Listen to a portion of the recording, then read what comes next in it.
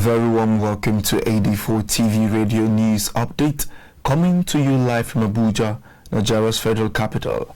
I am Merciful Ajinomo.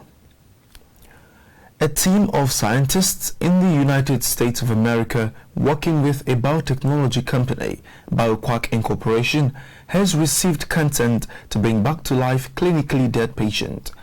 In the experimental trial, the scientists will attempt to bring back to life the central nervous systems of 20 clinically dead patients. They hope to eliminate patient reliance on life support machines by reviving part of the upper spinal cord to restore breath and heartbeats. According to the Chief Executive Officer of BioQuack Incorporation, Ira Pastor, the experiment is the first of its kind in the history of medical science. The Institutional Review Board at the National Institute of Health, United States, had granted the team go-ahead to recruit patients for the trial. The Central Bank of Nigeria has reduced the withdrawal fee charged for the use of other banks' automated teller machines from 65 naira to 35 naira. The 35 naira ATM fee, according to the CBN, should be executed on customers after the third withdrawal within 1 month. This new regulation, which replaces the guide to charges by banks and other financial institutions issued on 2017, takes effect from January 1st, 2020. The Apex Bank said the guide will possibly be reviewed from time to time to reflect changes in the business environment. Also, for savings account card users, the CBN said the maintenance fee had been reduced to a maximum of 50 naira per quarter from 50 naira per month. This would henceforth amount to 200 naira per annum instead of the 600 naira currently being charged by commercial banks. The president of African Development Bank, Akiwumi Adesina, says it has more than $20 billion portfolio investment in the economic community of West African State region. This was contained in a statement released by the bank's Communication and External Relations Department. According to Adesina, AFDB major focus in the region is on energy, transport infrastructure, private sector, regional financial market integration, water and sanitation. The National University Commission of Nigeria this Monday held a press interaction at its corporate headquarters in Abuja, Nigeria's federal capital. The essence of the meeting was to discuss issues of concern in both the Commission and in Nigerian universities, as well as review the ways the Commission handled them. Also, projections on how to move the Nigerian education sector forward in the year 2020 was also unveiled. Our crew present at the event fired in this report. The Executive Secretary of the Nigeria's National University Commission, NUC, Professor Abubakar Rashid, had an interactive session with the press this Monday in Abuja, Nigeria's federal capital, where he gave a detailed account of the ongoing projects and programs undertaken by the Commission in collaboration with other sister agencies, particularly the nation's Tertiary Education Trust Fund, in the area of research and innovation in Nigeria.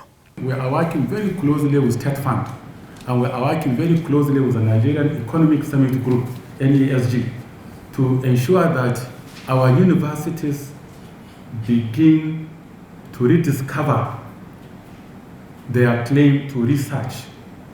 You know, Nigerian universities started largely as teaching universities, just producing manpower. So research was not essentially part of that seriously. Our researchers in the universities were not meant to be solving problems. They were just to earn higher degrees, to do masters, to do PhD, then to get promotion, to do this. But we are thinking of the very serious cutting-edge researchers that can help one to solve Nigeria's problems. He outlined some of the challenges the Commission experienced in the past and the plans of the Commission for the year 2020. The National Universities Commission in the new year, that is in 2020, would fulfill its pledge. And now I'm making this pledge before all of you, so I cannot run away from it, to hold a comprehensive press conference to report on the state of university education in Nigeria. Precious Anyog, reporting for AD4TV Radio, Abuja. You're watching AD4TV Radio News Update coming to you live from Abuja, Nigeria's federal capital. We will go on a short break. More stories when we return. Do stay. AD4TV Radio, we focus on education with emphasis on research and innovation, science and technology, women and girl child education, children, health, youth and sports, socio-political and economic reforms, security, environment, entrepreneurship, and entertainment. We'll give you information at your fingertips. Learn on the go. Follow AD4TV Radio on Facebook, Twitter, LinkedIn, Instagram, and YouTube. AD4TV Radio, reliable and credible. We love you, AD4TV Radio.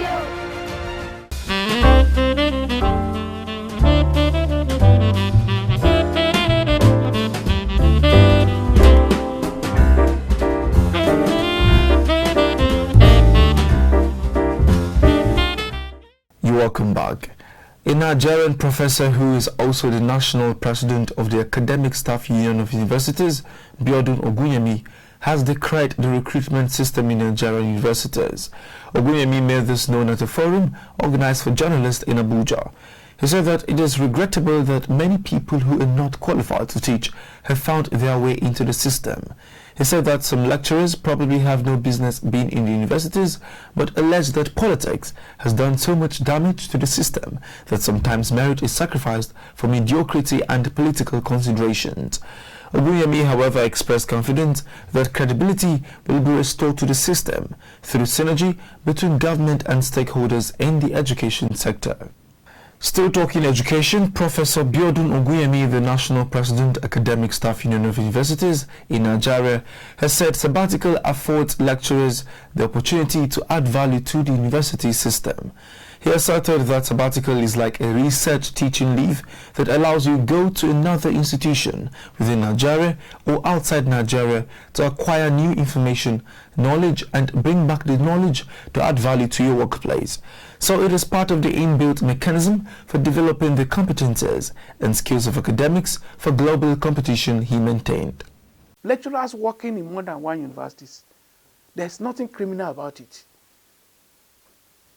The university system allows for what they call sabbatical. It is part of university practice, university tradition and practices all over the world.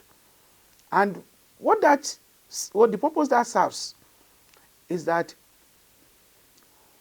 you create window for peer review.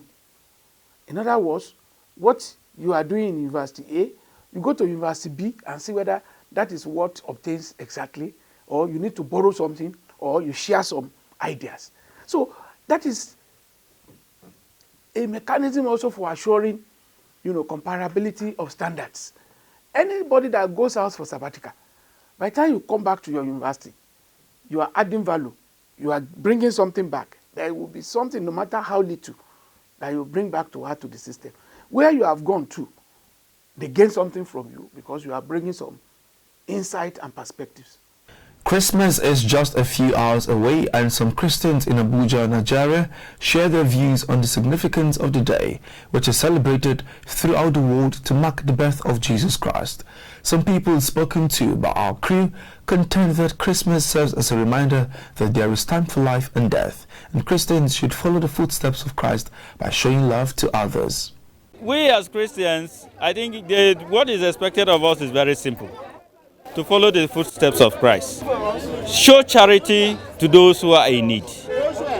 Celebrate in a way that will bring happiness in humanity. Make the world a better place. Christmas, as you know, is a tradition in the life of every Christian.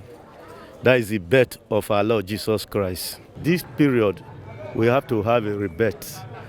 That every Christmas reminds us of when we were born and where we are going to, just as Christ was born. It's expected of us that we show love to people whom might not be privileged or might not be opportune to celebrate joyfully. The significance of Christmas, without me told as a Christian, we know that the Savior has been born through us, to bring salvation to the world, so which everyone's supposed to embrace. As a Christian, that's first primary assignment, that the love should go around to everybody. It has been reported that no fewer than 9 persons have died and more than 100 hospitalized in the Philippines after drinking a traditional Filipino alcoholic drink called lambanog, derived from coconut sap. According to a statement released on Monday by the Philippines Police Department, the deaths occurred at 2 separate incidents. At least 122 residents were also rushed to hospital, suffering from various complications, with some collapsing and losing consciousness. That's it in AD4 News Update, coming to you live from Abuja, Nigeria's federal capital. You can join the conversation on our website at www.ad4tvradio.com. You can like and subscribe to our YouTube page at AD4TV Radio. Follow us on social media at AD4TV Radio on Twitter, Facebook, LinkedIn and Instagram. Many thanks for watching. I am Merciful Ajinomo.